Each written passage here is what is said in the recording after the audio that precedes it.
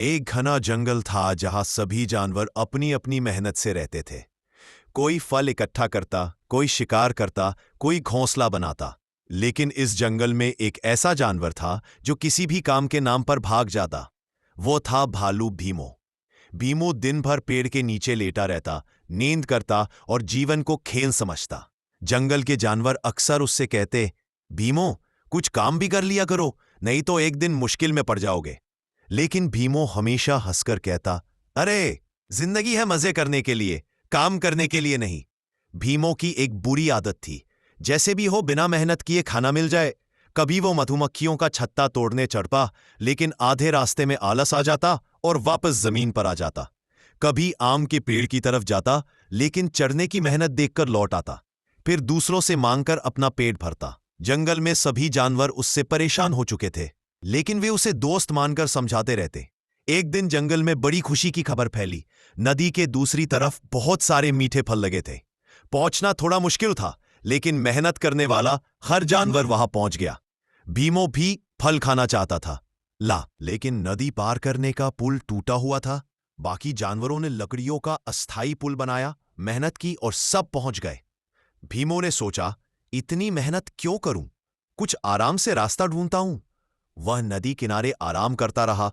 उसे लगा, शाम तक पानी कम होगा, फिर पार कर लूंगा। लेकिन शाम तक नदी और तेज हो गई।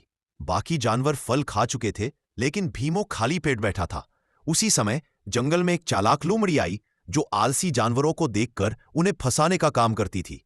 उसने भीमो को देखा और बोली, अरे भालू जी, मैं आपको बिना मेहनत के फल दिला सकती हूं। भीमो की आंखें चमक उठीं। सच में, बिना मेहनत?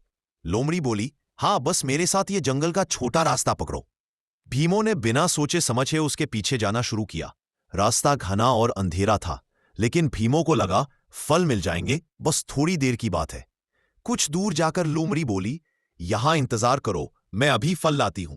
लेकिन वह कभी लौटी ही नहीं। भीमो समझ गया कि वह धोखा खा चुका है। वह जल्दी से वापस जाने लगा, लेकिन रास्ता इतना मुश्किल था कि वह कई बार अंधेरा हो चुका था। भालू जंगल में रास्ता भटक गया था। उसके पास खाना भी नहीं था। फिर भी वो थकान के कारण बैठ गया। चलने की ताकत नहीं, खाने की इच्छा नहीं, बस डर और पछतावा।